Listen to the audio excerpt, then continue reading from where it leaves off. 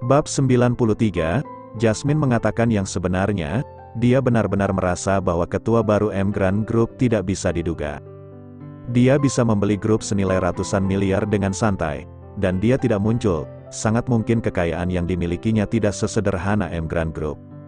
Sebaliknya, keluarga Moore memang tidak setara, yang Jasmine tidak ketahui. Direktur Emgrande Group yang selalu ingin dia temui sedang duduk bersamanya di sampingnya saat ini.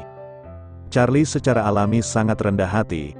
Dia menanggapi Jasmine dengan santai dan tidak pernah mengungkapkan informasi tentang identitas aslinya. Mobil Jasmine melaju kencang dan stabil. Segera, mobil melaju ke sebuah taman kecil di tepi sungai. Taman ini terpencil dan elegan. Tampilannya sederhana dan bersahaja, namun di dalamnya memiliki gaya kota air di selatan sungai Yangtze. Jembatan kecil dan air yang mengalir, taman elegan bergaya Suzhou, pavilion berjajar. Setelah parkir, seseorang secara khusus menyapa mereka berdua saat memasuki pintu. Keduanya melewati halaman dan menuju lobi. Di aula yang didekorasi dengan gaya Cina, ada meja bundar mahoni dengan beberapa kursi taisi di samping meja. Melihat keduanya masuk, seorang lelaki tua berambut putih berdiri dan menyapa Jasmine. "Nona, kamu di sini." Jasmine tampak sedikit malu dan mengangguk.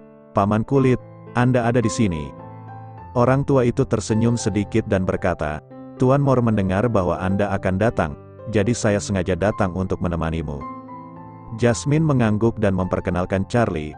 Paman Quilt adalah kurator barang antik keluarga Moore. Dia dikirim oleh keluarga untuk berjaga-jaga ada kesalahan. Charlie mengangguk.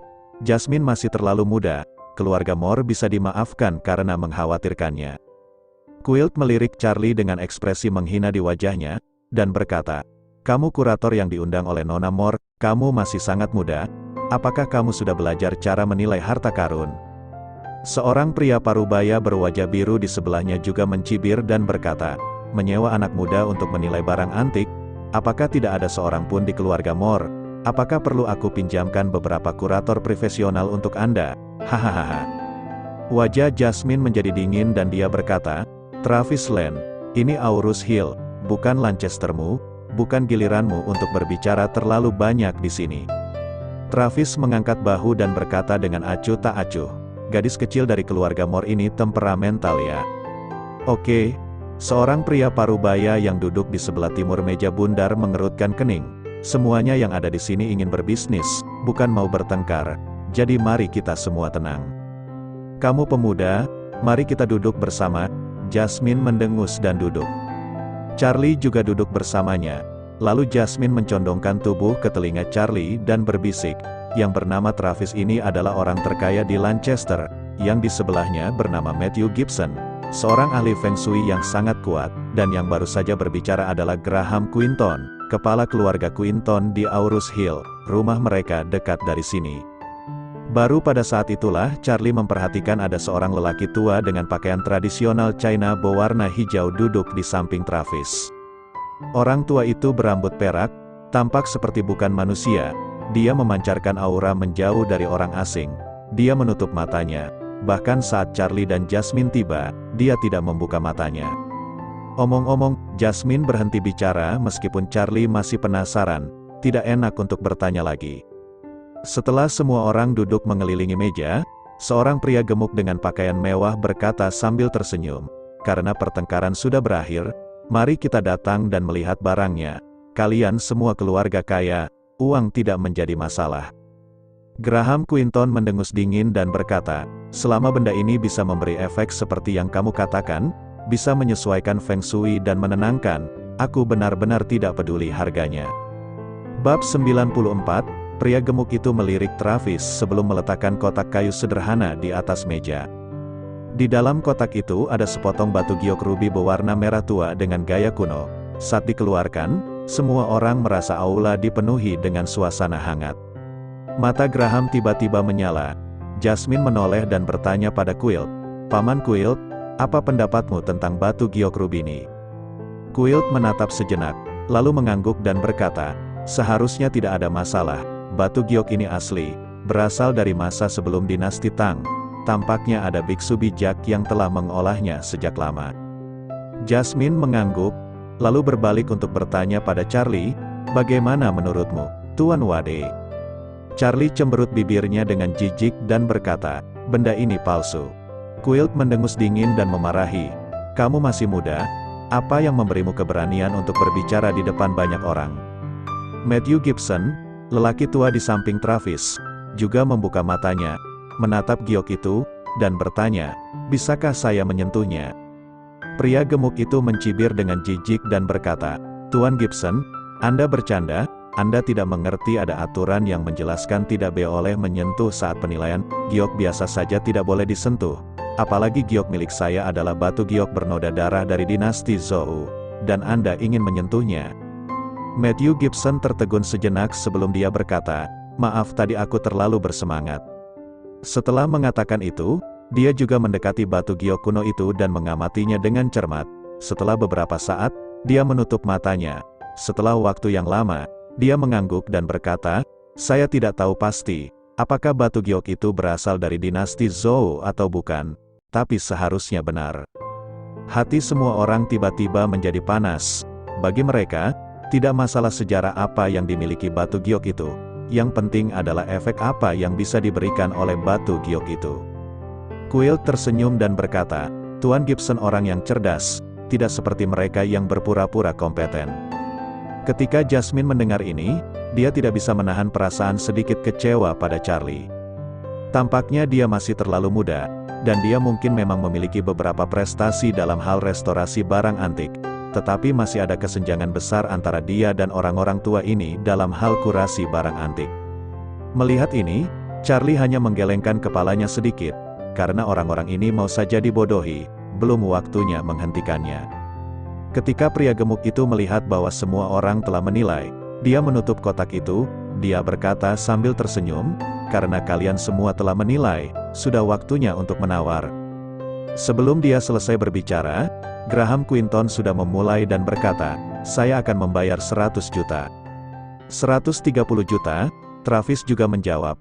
Melihat Jasmine tidak mengatakan apa-apa, pria gemuk itu bertanya, "Bagaimana Nona Moore?" Melihat Jasmine sedikit ragu-ragu, Quilp buru-buru berbisik di telinganya, "Nona, ini pasti harta karun berharga. Perkiraan nilainya bisa mencapai 300 juta. Jika bisa memenangkannya dengan harga 200 juta, itu lebih menjanjikan keuntungan." Jasmine juga sedikit terguncang di hatinya, dia menoleh untuk Charlie. Tetapi Charlie acuh tak acuh, tidak sedih atau bahagia, dia juga menjadi ragu. Quilp melirik Charlie dengan dingin. Dia mengetahui bahwa Jasmine dipengaruhi oleh Charlie, sehingga Jasmine belum menawar. Quilp menantang, "Baru saja, Tuan Wade ini mengatakan bahwa batu giok kuno ini palsu. Aku benar-benar ingin tahu, bagaimana bisa menyimpulkan ini. Mari kita lihat juga apa maksud Tuan Wade ini." Jika Charlie berbicara omong kosong nanti, Jasmine secara alami akan tahu bahwa kata-kata Charlie salah, sehingga Jasmine akan tidak ragu lagi untuk menawar. Yang lain dengan sinis berkata, "Apa yang dia tahu, anak laki-laki bocah, jangan buat malu." "Itu dia, bagaimana bisa kamu berbicara di sini? Jika tidak ingin membelinya, jangan membuang waktu semua orang." Mendengarkan ejekan semua orang, Charlie hanya menatap Quilp dengan geli. Charlie bertanya dengan santai, "Apakah kamu yakin ingin aku mengatakan yang sebenarnya?" Bab 95, "Tentu saja, katakan saja." Quilp mencibir dan berkata, "Saya juga ingin melihat bagaimana kamu biasanya berbohong."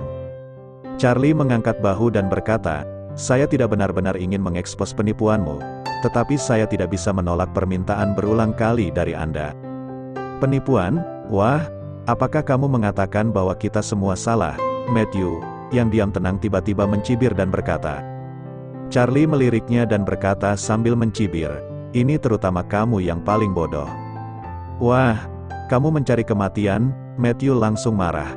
Charlie mengabaikannya dan berkata, "Batu giok ini memang asli, jadi kamu pembohong yang masih punya hati nurani." Charlie menambahkan, "Tapi batu giok ini bukan batu giok berlumuran darah dari dinasti Zhou. Tidak ada biksu bijak yang secara pribadi mengangkatnya. Giok ini tidak lebih dari sepotong topas berkualitas tinggi yang diproduksi di Hotan. Kualitasnya bagus, tapi di pasaran harganya paling cuma 1,5 juta. Tidak bisakah kamu melihat bahwa batu giok itu berwarna merah?" Quilp memarahi. Charlie melanjutkan, Warna merahnya adalah karena erosi biji mangan yang mengandung submanganat. Apa kalian benar-benar berpikir warna merah di giok ini berasal dari tubuh beberapa biksu yang berlumuran darah? Bagaimana dengan aura hangat yang kita rasakan? Graham bertanya dengan penuh semangat. Charlie menggelengkan kepalanya dan berkata, benda ini bahkan tidak punya kekuatan. Seseorang hanya perlu memadatkan glaukoma dari Afrika, rimpang digiling menjadi bubuk, dilarutkan dalam air, rendam potongan batu giok ini dalam air selama sekitar setengah tahun. Secara alami akan membentuknya seperti ini. Efek ini sebenarnya bukan aura hangat. Ini efek psikedelik, mudah untuk menghilangkannya. Cukup bakar potongan batu giok ini dengan api. Bajingan sialan, beraninya kamu bicara hal gila ini. Mendengar kata-kata itu, pria gendut itu menamparkan meja dan berdiri. Wajah Travis menjadi gelap, menatap pria gemuk itu. Dia berkata, keluarkan batu giok itu dan biarkan terbakar sebentar. Pria gemuk itu berkeringat deras, dan berkata, apa maksudmu dengan membakarnya? Bocah ini jelas berbohong. Jangan dengarkan omong kosongnya. Graham mengetukkan jarinya di atas meja dan berkata, omong kosong. Jika setelah batu giok itu dibakar dan efeknya masih ada, saya akan membayarnya. Tapi jika efeknya hilang, kamu tahu apa konsekuensinya? Meskipun keluarga Quinton kami sedang memiliki masalah baru-baru ini, itu tidak soal. Aku akan meminta seseorang menunggangi kepalamu. Jasmine juga mengangguk dan berkata, jika apa yang dikatakan Tuan Wade salah, harusnya tidak masalah. Anda terlalu jauh berpikir. Giok tidak akan terbakar dengan baik. Tetapi jika Tuan Wade benar, Anda harus memberi kami penjelasan hari ini. Pria gemuk itu menjadi panik, keringat keluar bercucuran. Tak satu pun dari ketiga keluarga ini adalah keluarga yang bisa dia sakiti. Alasan melakukan permainan ini adalah sepenuhnya karena Quilt mengajaknya bekerja sama menipu Jasmine. Setelah mendapatkan uang, mereka bisa berbagi rampasan.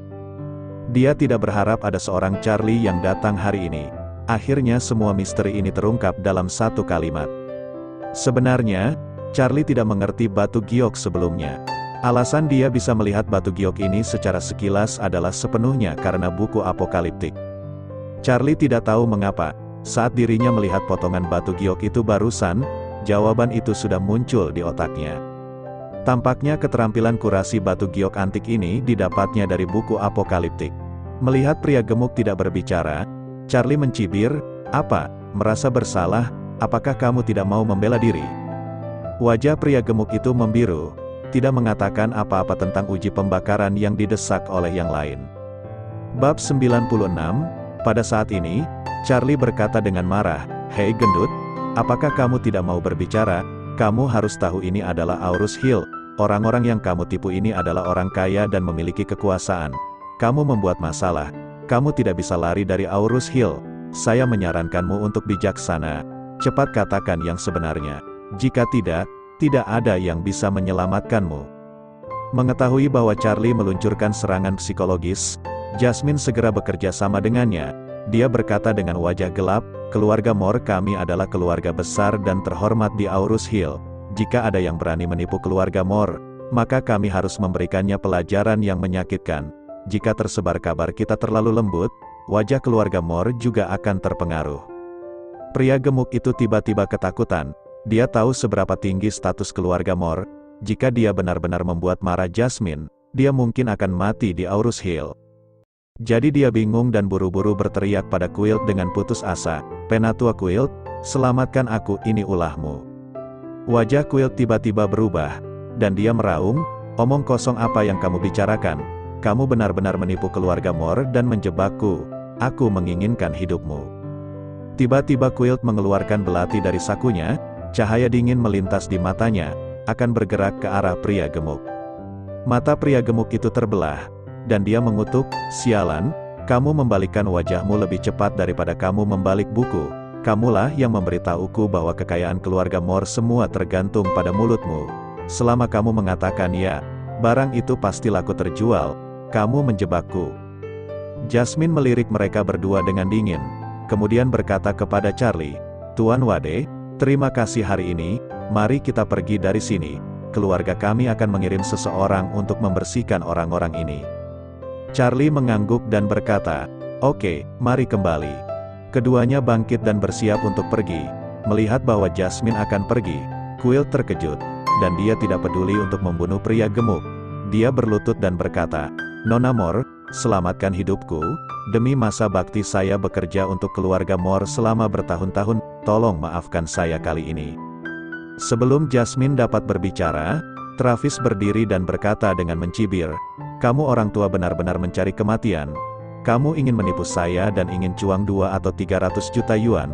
Kamu pikir keluarga Moore akan menyelamatkanmu?" Wajah Quill pucat, dan dia merosot ke lantai.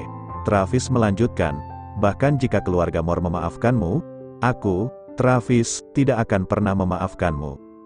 Quill tiba-tiba pingsan dan menangis, dan benar-benar pingsan. Melihat ini, Jasmine menggelengkan kepalanya sedikit, dan berkata kepada Charlie, "Maaf, Tuan Wade, keluarga Moore telah salah mempekerjakan bajingan yang tidak berkompeten." Charlie berkata dengan acuh tak acuh, "Ada penjahat berbahaya di mana-mana, Nona Moore tidak perlu mengatakan itu." Pada saat ini, Travis dari Lancaster, Matthew Gibson, dan Graham dari keluarga Quinton di Aurus Hill juga keluar satu demi satu. Melihat Charlie, Travis segera melangkah maju dan mengepalkan tinjunya ke arah Charlie. Dia berkata, "Tuan Wade, saya berterima kasih untuk Anda hari ini. Jika tidak, seseorang Travis akan ditipu oleh pencuri ini." Matthew Gibson di sebelahnya juga berkata dengan sedikit malu, "Tuan Wade benar-benar seorang pahlawan. Lelaki tua ini tidak melihat apa yang mereka buat di batu giok itu. Saya malu, sungguh malu." Graham Quinton juga membungkukkan tangannya dan berkata, "Tuan Wade, terima kasih kepada Anda hari ini. Jika tidak, kami bertiga dirampok oleh produk palsu. Jika berita kerugian besar kami tersebar, kami akan ditertawakan orang." Charlie tersenyum sedikit, dan berkata dengan ringan, "Sama-sama, saya diundang oleh Nona Moore untuk datang untuk menilai keaslian barang itu. Jadi ini juga tanggung jawab saya." Setelah semua orang sopan, Charlie dan Jasmine masuk ke mobil bersama. Pada saat ini, taman di belakangnya menjadi sunyi, tapi Charlie bisa melihat bahwa begitu semua orang meninggalkan taman, beberapa pria berjas hitam masuk dengan cepat. Tampaknya Quill dan pria gemuk itu ditakdirkan sengsara. Bersambung.